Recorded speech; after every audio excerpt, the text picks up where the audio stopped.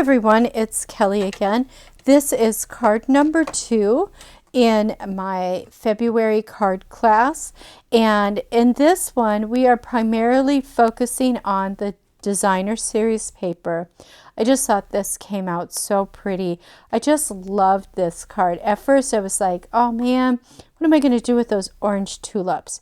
And when I made this card, it became one of my favorite cards for the month. So I hope you enjoy it. This is the front. It's kind of monochromatic. This is the inside. Now I did come in with a little bit of orange around here just to make it a little softer on the edges. We're going to do that today. And then I put this on the outside for my flowers. Instead of tulips, I just wanted something that was just light. And so I used this stamp set that came with that you could earn during celebration.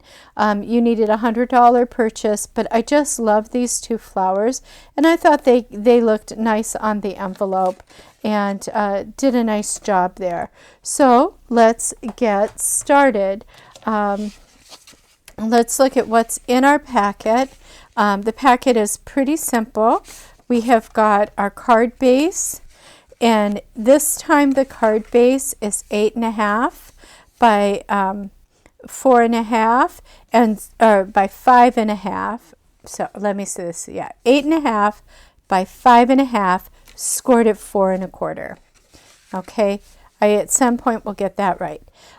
We have a matte piece. We have one piece of designer series paper which we are going to cut up. We have another piece of this is the pale papaya paper, and we're going to stamp on that. We have a strip to go alongside our paper for the inside, and then we have this. So we're going to start with doing first thing we're going to do is we're going to do a little bit of stamping, and do that first so that we have all our stamping done. And I'm getting out a piece of scrap paper because I'm trying to keep my spot a little clean while I do this.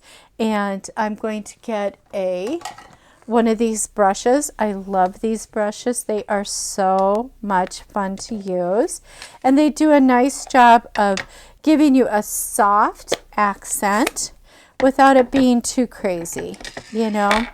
But the key to it is to come off the paper. You don't want to start like in the middle. Let me show you what will happen. I will do it once in the middle, like start right here, and you see how I get that? I don't want that. You might want it, but I don't. So instead I start off the paper and just kind of go around in circles all the way around, and I just dab. Now we're not trying to get a lot of color on here, just a little bit, so that we've got sort of this layer to the white. We've got the orange, we've got the pale papaya, and this is, even though I'm using Melon Mambo to do this with, it's going on very light, very subtle. And don't forget, you have one side of this that you are going to be putting a strip on, so nobody will see it, and in some areas. So if you happen to do one where it's a little bit darker on one side than the other and you want the lighter side up, put your strip here, or vice versa. Either way, I'm just going to add a little more color here. Oh, I think I got a little much. We're pretty even there. Okay, so that is using the brush, and this is set to have us glue our one strip on. And now we're going to stamp. I've got to get a stamp for the flowers. Let me take them out.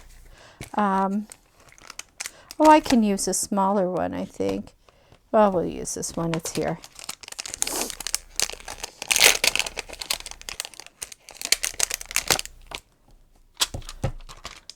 Okay, and so I'm going to do my envelope, and this is just pretty quick. Just lightly tap, tap, tap, And then I just set it down, sort of in the middle. And then for the other side, what I did before was stamp, so just part of it is on there. So I'm just going to, we don't need the whole thing on the front, but it's kind of fun when you stamp sort of off. It's like that illusion, like, oh, that was running into my paper. I like that. Okay, so that is the flower. And the last thing we need to stamp today is going to be our little sentiments that looks like a postage stamp. Okay, so let's do that one. We'll do that one next. And now it is important if you get this straight. And basically we're doing like on like, so it's kind of a monochromatic card. It's but just do the best you can for lining it up in the middle of there. Then commit, just straight down, straight up. And that I think looks pretty good. Remember, if you think it's too crooked, flip it over and use the other side. So now let me close the ink, because if we don't, I will wear the ink. And while it's beautiful ink, I'm not in the mood to wear ink today. So let me put my scrap paper over here, and let's get to putting this together. Oh, wait a second. This card has got what looks like two different colors. We need to cut this piece apart. Before we put it together, let's pull out our trimmer. Now, I am going to tell you that I am no good at doing this right side up, but I am going to try to do it right side up so it's in the camera, or I'm going to move some stuff so that it's in the camera, because I really can't do it backwards, or what I think is backwards and everybody else probably thinks is normal. I always do it so this flips this way, and this is upside down, which most people will say it should be right side up. I never do it that way. I do it this way. So I apologize for those of you who like that Stampin' Up thing to be right side up. It won't be. So we're going to take this designer series paper, and we are going to cut it at 1 1/4. Okay. So cut it at 1 1/4. The next one at 1 3/4. Okay, and the last one should be 1 1/4 again. So I'm going to just put this aside. Okay, very nice. Now this one, we're just going to do it on the opposite side. Now because I cut on with this side up, there's kind of a ridge here, and I just, you can take a bone folder and just go over it. It kind of flattens it so it doesn't feel like it has a lip. I know that's silly, but it bugs me, so I tend to do that. If it doesn't bother you, no worries. Okay, so let's now we can put this thing together. We are going to start with first putting this panel together. So I am going to get some Stampin' Seal, and I just kind of do like an eye on it. That's usually enough, and you want to make sure that you've got some spacing around it that's equal and as straight as you can do it.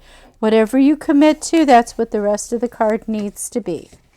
So then I'm going to take the next one, and I am going to do that eye again. And I have to tell you, sometimes this Stampin' Seal works like a charm coming out. Sometimes it just wants to be a little pain in the backside, and it's okay. I'm all right with it, but sometimes, especially when it gets warm out again, it gets a little bit harder.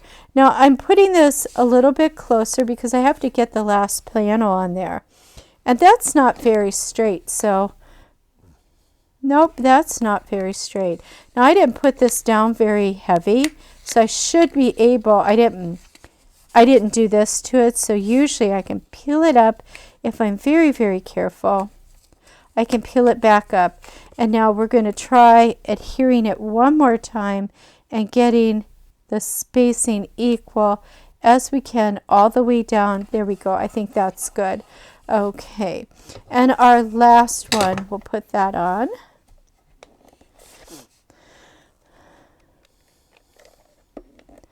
I know I have this tendency to make the same style of card just because I like it, and it's just easy in a way to use up materials. Now whenever I get glue on something, I ball it up and get it off. And so here's the last one here, and we're going to put that on here. That's not quite, I'm a little bit off on my spacing, but the average bear is not going to notice it. Okay, so here we go. We've got that together. Now this is going to get popped up with dimensionals. I'm very generous with my dimensionals. I like to use 4. Some people like to just use 2. You can do you. I choose 4. And if you have your take your pick tool or a stylus, or like I call this one the pokey tool, you can poke into these and just lift up, and you can take off all of the little octagon covers, and they kind of clump together. So it's easy to just pop them off the end and throw them into the dustbin. Okay, so now I'm just going to try and center this in here. I just want it to be popped up like that. Now we're going to put this on here on our base, and again I'm just using my stamping seal for that. One on each side, one kind of across the middle, and a Z. I make that Z all the time. Sometimes not a full Z, but most times it's a Z. Now for me, you have to figure out the best way to line things up. But for me, the best way for me to do it is to put this at an angle and come in from the sides. And this is how I do it every single time for me. Again, this is just how I do it.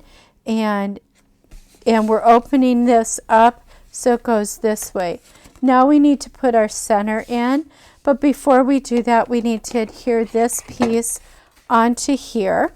Okay, so let me just take my stamping seal, and I'm going to run it right along the center of that. It's about 1/4 of an inch, and this is about 1/2 of an inch, so it works pretty good. And I'm going to start at one side, and I'm going to line that up as best I can. And I'm just going to slowly work it down, because I find when I do this fast, I get it all crooked. And you may find that you have a little bit of a lip, like this one. If you do, it's cut right, but somehow I think the paper stretches on me. I don't know why, because it's really not off much here. But that's okay. We just cut it off. And now we'll adhere this to the inside of our card. Again, I'm doing that Z thing, and this is going to go on the inside of my card like this. And what's nice about this card is I just think it's cheery. It just seems very springy and very cheery to me, and I really, really like it. So that is our card number 2. There's no other embellishments. It's a very simple, just stamps, paper, and punches. Actually, we used a punch, we didn't use a die. Some dimensionals to pop it up to give it some depth and flavor. Cutting the paper gives it more depth and flavor. So I hope you like this card, and we'll see you on video number 3. Thank you.